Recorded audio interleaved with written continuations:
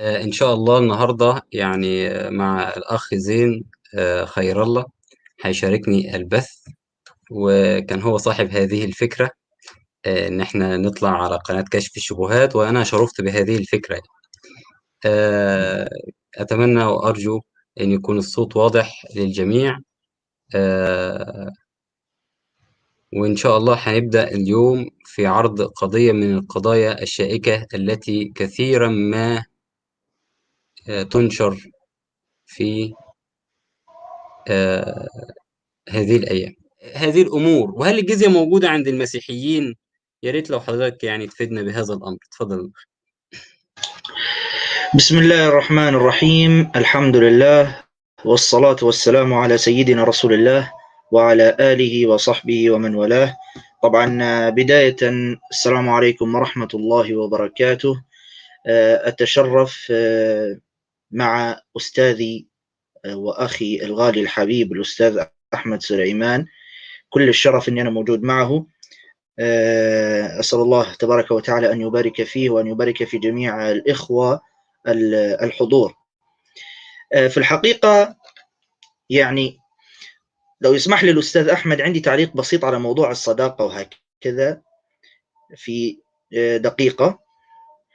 أنا دائما يأتيني هذا السؤال: هل يجوز أن أصادق نصراني وصديقي النصراني وهكذا؟ دائما يأتيني هذا السؤال، وسبحان الله إجابتي دائما تكون بهذا الشكل: لا يجوز أن تصادق أي نصراني إن لم يكن عندك علم بدينك.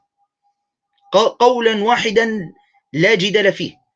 ليس عندك علم بدينك لا تصادقه، وحرام.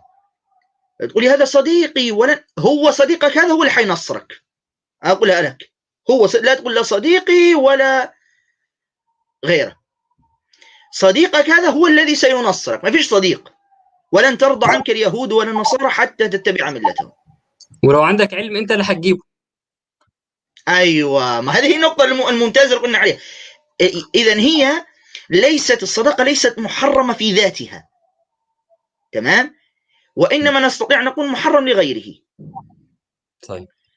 واضح؟ فبالتالي صداقة النصراني، واحد يقول لا يوجد صوت، طمنونا على الصوت يا ريت يا اخوان. حياكم الله يا اختي. تمام كده. دائما اقول ان صداقة النصراني لابد ان يكون عندك علم بدينك. ان لم يكن عندك علم بدينك فلا يجوز لك ابدا ان تصادق النصراني. كذلك على المسلم يعني، لان كثير من حالات التنصير او محاولات التنصير حدثت من الاصدقاء والزملاء. طيب نعود إلى موضوعنا، موضوع الجزية وهكذا. سأل الأستاذ أحمد قال: هل الجزية ظلم وهكذا؟ طبعا بحكم أن السائلة كانت نصرانية والمعترضة هي نصرانية، أنا لا أحب أن أكتفي بالرد موضوع مسيحي فقط. يعني لا أريد أن أرد من ناحية مسيحية فقط، لا، أنا أرد من ناحيتين: إسلامية، أوضحها من ناحية إسلامية، وكذلك من ناحية نصرانية. طبعا هي هذه النصرانية تتابعنا الآن، فنقول لها: يا أستاذة، عليك فقط بفتح هذا الكتاب، كتابك هذا. افتحي معي لو سمحتي رسالة بولس إلى أهل روميا. ماذا يقول بولس في هذه الرسالة؟ هذا هو الكتاب أمامكم، رسالة بولس إلى أهل روميا، الإصحاح 13. يقول: فإنكم لأجل هذا توفون الجزية أيضا، إذ هم خدام الله مواظبون على ذلك بعينه. يقصد الحكام السلاطين. ثم يقول: فأعطوا الجميع. ركزي يا الأستاذة النصرانية. فأعطوا يا أستاذ أحمد يا ريت تكتم الصوت، ممكن في تردد صوت قالوا الإخوة. تمام.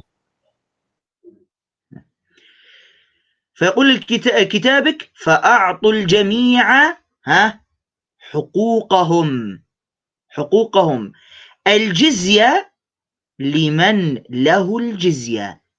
الجباية لمن له الجباية، والخوف لمن له الخوف، والإكرام لمن له الإكرام. أنا أريدك أن تركزي على كلمة حقوقهم. ماذا تفهمين من كلمة حقوقهم؟ بولس الرسول عندك الذي تعتبرينه رسولا يقول لك الجزية حقوق، الجزية حقوق. طيب، نحن يقال في المثل الشعبي يا أستاذ أحمد صاحب الحق إيه؟ صاحب الحق سلطان، صاحب الحق سلطان. سلطان. أيوة، صاحب الحق السلطان. فبالتالي إذا نحن بحسب كلام بولس نحن سلاطين، نحن كمسلمين سلاطين. لماذا؟ لأن المسلم يأخذ الجزية، وبولس قال عن الجزية حقوق، ولاحظ قال فأعطوا الجميع حقوقهم، فأعطوا هذا أمر. كلمة حقوقهم دي رائعة طبعا. طيب، طبعا الجملة الكلمة المشهورة على ألسنة النصارى، وأكيد ترددها الآن الأستاذة في سرها: أنتوا ليه مش بتجيبوا التفاسير يا مدلسين؟ ليه مش بتجيبوا التفاسير؟ حاضر، حنجيب التفاسير. والله العظيم صدقيني أنا أقول للأستاذة وأقول للنصارى لو اكتفيتم بالنص أفضل من التفاسير، لأن التفاسير حتخربها أكثر والله، يعني بصراحة. طيب، نعرض على الشاشة الآن التفسير. طيب، تفسير القمص تادرس يعقوب ملطي، واضحة أمامكم صح يا إخوة؟ طبعا نعود بس للنص لقراءة النص. هذا هو النص طبعا في رسالة بولس إلى أهل روميا الإصحاح 13 والعدد 7، يقول فأعطوا الجميع، هذه تستحق برواز والله هذه الكلمة، حقوقهم. بعد قال الجزية لمن له الجزية، الجباية إلى آخر النص. نضغط على هذه الكلمة بس ببساطة تفسير، يطلع لنا أول تفسير القمص تدرس يعقوب ملطي. يقول في خضوعنا للسلطان نمارس وصية إنجيلية كجزء لا يتجزأ من حياتنا الروحية. هذا الخضوع لا يكون بالفم أو اللسان، وإنما بالعمل الجاد بإيفاء الوطن حقه علينا، فبسرور نقدم الالتزامات، إذ يقول الرسول إلى آخر الكلام. ثم يقول هنا القديس يوحنا الذهبي الفم، هذا سمي ذهبي الفم يا إخوة لأنه لا يخرج من فمه إلا ذهبا، كلام ذهب. تعالوا نشوف كلام الذهب هذا ماذا قال عن الجزية. يقول أن الرسول اللي هو يقصد بولس قد حول ما يراه الكثيرون ثقلا إلى راحة، يقصد الجزية. في ناس يرون الجزية ثقلا، لا، قال لك بولس حولها إلى راحة. فإن كان الشخص ملتزم بدفع الجزية، يعني الجزية عبارة عن راحة يا شيخ زين. الجزية أيوة في المسيحية بالضبط، عبارة عن راحة. ذهبي الفم اللي ما ألا بيطلعش إلا ذهب من فمه. نسأل المسيحيين ألا تريدون الاستراحة والراحة؟ يعني ده الجزية طلعت راحة عندكم. ايش على فكرة شوف الكلمة الأصعب الأخرى يا شيخ أحمد، شوف يقول لك إنما هذا لصالحه. الله.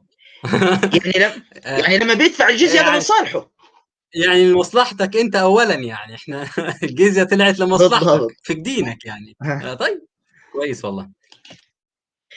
ثم يقول لأن الحكام هم خدام الله. أيوه، يعني عمرو بن العاص يعني إيه؟ خادم الله. عمرو بن العاص مش محتل، عمرو بن العاص خدام الله، خادم لله، مواظبون على ذلك بعينه، يسهرون. شوف هذا أصلا سبب تشريع الجزية، يسهرون مجاهدين من أجل سلام البلد، لأن أصلا سبب إعطاء الجزية في الإسلام هي الحماية من أجل سلام البلد من الأعداء، ومن أجل مقاومة الأشرار كاللصوص والقتلة. فحياتهم مملوءة أتعابا وسهر، بينما تدفع أنت، شوف سبحان الله كأنه بيوجه كلام للأستاذ المسيحية، بينما تدفع أنت أو أنت، خلينا نخليها يعني خلينا نغيرها أنت، لتعيشي في سلام يحرم منه الحكام أو يحرم منه الحكام أنفسهم. لاحظ، أنت تدفعين الجزية لتعيشي بسلام، هذا السلام يحرم يعني منه الحكام. يعني الجزية هنا معمولة من أجل مصلحة المسيحي، والحكام هم خدام، والجزية دي أمر مرغوب فيها، رغبت فيها المسيحية لخدام الله اللي هم الحكام، عشان بيسهروا وبيحموا البلد، فأكيد بيحتاجوا أموال. وده على فكرة الكلام ده عقلاني جدا، يعني الكلام ده يعني حنا ذهبي الفم تحس إن هو مسيحي سلفي يعني. فالراجل بيتكلم بيقول ان الفلوس دي الجزيه بتتاخد علشان حمايه البلد وبيحموها من اللصوص طب ما كلام كويس اهو، امال اللي بيعترضوا على الجزيه ليه بقى؟ ولذلك أنا دائما أقول يا أستاذ أحمد أن النصارى الأمة التي نقضت دينها دون أن تشعر. هم لما ينتقدوا الإسلام هم مش عارفين هم بينتقدوا المسيحية. يعني لما يقول لك الجزية ظلم، يعني بولس ظالم، لأن بولس هو الذي سمح بالجزية وسماها حقوق. طيب، يكمل بعدها، بينما تدفع هذه لا قرأناها هذه، ثم يقول بعدها، والله هذا الكلام خطير يا أستاذ أحمد، الجاي هذا كلام خطير جدا، هذا كلام القم مستدرس يعقوب ملطي، يقول لك هذا هذا وإن كلمة أعطوا اللي هي وردت في النص هنا في الأصل اليوناني تعني ردوا، فما نقدمه من جزية أو تكريم للحكام ليس هبة منا، وإنما هو إيفاء لدين علينا. يا سلام، طلعت الجزية دين يا أستاذ أحمد. ايه ده. سلام يعني على هذا ده الكلام. تفسير اسلامي ولا تفسير مسيحي ده؟ بس عشان ابقى فاهم. أنا والله على فكرة حاسس نفسي ملخبط ولا حاجة، يعني خلينا نرجع نتأكد يا جماعة. ده كلام يعني يوحنا ذهبي الفم ولا كلام ابن تيميه؟ والله يعني أنا على فكرة شاكك ممكن الأستاذة المسيحية هذه ممكن تتلخبط، تقول أنتم بتدلسوا علينا. لذلك في آخر النص الآن طبعا خلاص مم. خلصنا يعني نحن هذا التفسير، مم. نطلع ان هذا تفسير مسيحي فعلا، او مكتوب والله موقع انا عارف الانبا ان تكلا هيموناوت. اكبر موقع مسيحي، يعني على فكره الكلام ده لوحده، يعني احنا لو توقفنا البث لحد هنا خلاص الشبهه انتهت يعني مش محتاجين اللي احنا فعلا. نكمل. بس يعني اللي احنا بنعلم الاصدقاء المسيحيين والاخوه المسلمين يعني. ماشي، اتفضل كمل يا حاج زين. ايوه، هذه هي الان ختامه، عشان بس يعني ناكد هذا هو التفسير. شرح الكتاب المقدس العهد الجديد القم تدرس يعقوب ملطي، سلسله من تفسير وتاملات الاباء الاولين. هذا مش تفسير، يعني هذا تفسير تراثي، كما يعلم الاستاذ احمد، تفسير تراثي، يعني هذا مش تفسير اجتهادي راي، لا، لما يقول لك من اباء، يعني اباء الكنيسه الاوائل اللي هم الرؤوس اللي حطوا العقيده، هم اللي قالوا هذا الكلام. مش عارف انا، ممكن ابن تيميه رحمه الله مأثر فيهم ولا كيف، الله اعلم يعني. طيب. انا اكتفي عشان لا اطيل، اترك الاستاذ احمد اذا عنده تعليقات اخرى حتى لا نطيل عليه. والله كنا نتمنى ان حضرتك برضو تكمل، والله يعني انا يعني مستمتع وكلام رائع يعني يا اخي زين والله. طيب. الله آه يبارك فيك. يعني حتى تكون الحلقة دي إن شاء الله تكون خاتمة الأمر، ما حبيناش اللي إحنا نكتر فيها رد شبهات. قلنا اللي إحنا نحاول نركز فيها على يعني شبهة واحدة، أو بحيث تكون استفادة للإخوة يعني. أنا هتكلم وهسترسل سريعا، يعني غالبا هقول نفس اللي قاله الأخ زين، ولكن في ممكن بعض الأمور البسيطة اللي إحنا نتعلم منها. طبعا يا شباب، دي واحدة نعمل شير. آه، احنا دائما ندعو طبعا هي الاستاذه المسيحيه بتقول الاخ رشيد وبتاع. الاخ رشيد يعني لمن لا يعلم هارب من مناظره المتخصصين، وهذا يعلمه القاصي والداني. اذا كنت بتشك في هذا الامر يبقى في مشكله عندك يعني. طبعا الجزيه في المسيحيه، اول حاجه يعني هنتكلم عن الجزيه في المسيحيه. هل موجوده في الكتاب المقدس؟ موجوده في العهد القديم مثلا. بيقول لك وكان لما تشددوا بنو إسرائيل، طبعا دول أبناء الله، بنو إسرائيل معروفة شعب الله المختار يعني، أنهم جعلوا أنهم جعلوا الكنعانيين تحت الجزية، تحت الجزية، ولم يعترض الرب. كانوا تحت الجزية، الجزية كانت موجودة هي.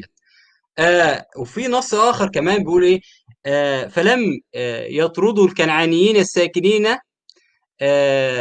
فسكن الكنعانيون في وسط أفرايم إلى هذا اليوم، وكانوا عبيدا تحت الجزية. يعني ده في يعني بص ذل يعني عبيدا تحت الجزية، ما كان ممكن يقول تحت الجزية، لا، عبيدا تحت الجزية. يعني واخد بالك، بيتكلم على قوم عبيدا تحت الجزية. وكأن الجزية هنا بقى في الكتاب المقدس مسألة استعباد. ركزوا في كلمات، اصل ده مش كلام بيتعبى بالكيلو، لا، ركز في كلمات الكتاب المقدس، لأن بالكلمة يحيا الإنسان. قال لك عبيد تحت الجزية. أنا أتمنى من كل مسيحي يفهمنا لماذا يقدموا الجزية رغم أنهم بيقدموها بقوا عبيد تحت الجزية. ده كان لغير إيه بني إسرائيل. طيب، هل الجزية تدفع حق ولا ظلم؟ النقطة دي اتكلم فيها الأخ زين، ولكن هقولها على عجالة. الجزية حق لمن يأخذ الجزية، فأعطوا الجميع حقوقهم، حقوقهم. الجزية لمن له الجزية، ده حق عليك، حق على المسيحي. الجباية لمن له الجباية، إلى آخر النص. طبعا ده كلام بولس. طيب هنا طبعا ايه هي الجزيه؟ لو فتحنا احسن يقول لك لا، ما انتم مش فاهمين، الجزيه زمان كانت عباره عن سندوتشات، انما الجزيه دلوقتي حاجه تانية، فما تخلطوا انتوا بتضحكوا عليه. لا، الجزيه لو احنا شفناها في دائره المعارف الكتابيه، بيتكلم ده مال او بضاعه او خدمه تقدم للامراء، كما هو موجود امامكم، وموجوده حسب الشريعه الموسويه، شريعه سيدنا موسى. انت عندك سيدنا موسى ده نبي ولا مش نبي؟ او جزيه حسب الشريعه الموسويه في رقم 2، عباره عن درهمين، كانت تفرض على كل نفس فوق سن ال20، ومقدارها نص شاكر، الى اخر الكلام. اذا الجزيه كانت عباره عن مال تدفع الى الحكام، وكانت موجوده في الشريعه الموسويه. طبعا الشريعه الموسويه دي اكيد من الله يعني. فانا بسال، هل الله، على فكره الناس اللي بتحب المنطق وبتتكلم بالمنطق، هل دفع، سؤالي واضح محتاج اجابه، هل دفع الجزيه الى الحكام شيء حسن ام شيء فيه ظلم؟ يا دي يا دي. اذا كان شيء حسن بتعترضوا على ايه؟ واذا كان شيء ظلم، هل تعترضون على ان الرب كان يأمر بدفع الجزيه حسب كتابكم وسماها حقوق؟ ويقول لك المسلمين قالوا الجزيه ومش عارف. طيب، الكتاب ده يا شباب انا انصح بيه الاخوه، وانا حتى جبت بقيه الكلام من هذا الكتاب. الكتاب ده رائع، اللي اسمه البيان الصحيح لدين المسيح. انا طبعا من باب نسبه العلم لاصحابه ولاهلي جبت اسم الكتاب، واتمنى وارجو من الاخوه ان هم يحملوه يقرأوه. كتاب رائع وقيم ومختصر للفائده. اتكلم الكتاب دوت عن الجزيه، فقال كلام رائع. طبعا هنا رأي المسيح عن الجزية. انت بتتبع مين يا مسيحي؟ قال لك اتبع يا رب يسوع المسيح. جميل، تبع رب يسوع المسيح. طب ايه رأي يسوع المسيح في الجزية؟ او عندما سأل اليهود المسيح حسب العهد الجديد عن رأيه في أداء الجزية التي كانوا يدفعونها للرومان، أقر بحق القياصرة في أخذها، في متى 22:17. الكلام ده في الكتاب المقدس. فقل لنا ماذا تظن، أيجوز أن تعطي أو أن يعطى جزية لقيصر أم لا؟ أنا بسأل المسيحي، سيبك من النص دلوقتي، تعالى اللي بيقول لك أنتوا بتاخدوا جزية، أنت شايف الجزية دي يجوز دفعها أم لا؟ يجوز أن تكون شريعة أم لا؟ طب وأنت تجاوب ليه يا مسيحي؟ طب ما إيه رأيك نجيب يسوع إنه اللي يجاوب، هو اللي يجاوب. فعلم يسوع خبثهم، وقال لماذا تجربونني يا مراؤون. طبعا ده من الادب بتاع المسيح، يا مراؤون، هو كان ماشي يقعد يقول يا مراؤون كده. اروني معامله الجزيه، فقدموا لهم دينارا، فقال لهم لمن هذه الصوره والكتابه؟ فقال او قالوا له لقيصر، احنا هندي لقيصر. فقال اعطوا اذا المال لقيصر لقيصر وما لله لله. المسيح بيقول لك اعطي، وانت تقول لا مش عايز ادفع. طيب، ده يا اخ منير. طيب، السلام عليكم ورحمة الله وبركاته. طبعا بحب أرحب أول عليكم شيء السلام ورحمة الله بجميع وبركاته. الضيوف الأكارم. أخوكم منير حبابة من لبنان، بيشتغل مع الإخوة على الثغر بمجال الدعوة إلى الله سبحانه وتبارك وتعالى. حابب أعطي هيك يعني بس نبذة بسيطة عن موضوع الجزية إذا تسمحوا لي. طبعا في عدة نصوص مذكورة بالعهد القديم وبالعهد الجديد عن موضوع الجزية، وطبعا حضراتكم يعني ما شاء الله يعني كفيتوا ووفيتوا. راح أمر عليها مرور الكرام يعني على عجالة. بسفر القضاء الإصحاح الأول العدد 28 طبعا بيقول وضع الكنعانيون تحت الجزية. هذا موجود بسفر القضاء. بنفس السفر اللي هو القضاء الإصحاح الأول العدد 35 حنلاقي كمان في إنه دفع الجزية بيشوع 17 على 13، ملوك الثاني الإصحاح 17 على 3، وبرومية الإصحاح 13 من عدد 6 إلى 7، ولوقا من 20 إلى 5. النتيجة لما حضرتك وجميع الأخوة يفوتوا ويقروا الكتاب المقدس من بدايته لنهايته، حنلاقي إنه النتيجة عنا إن إحنا إنه النبي موسى عليه السلام أخذ ودفع الجزية. نبي الله إسرائيل اللي هو يعقوب أخذ ودفع الجزية. نبي الله يوسف دفع الجزية. هوشع دفع الجزية. يسوع المسيح طبعا أمر بدفع الجزية. بولس أمر بدفع الجزية. طيب نحن بنعرف إنه يسوع المسيح بمتى الإصحاح 17 بيقول على ما أذكر: ما جئت لأنقض الناموس أو الأنبياء، ما جئت لأنقض بل لأكمل. طيب بمعنى أنه يسوع المسيح إجا ليكمل طبعا شريعة موسى. فعشان هيك أنا بالنسبة لي وكثير من العلماء نحن ما بنسميها الديانة أو المعتقد المسيحي، نحن بنسميها المعتقد البوليسي.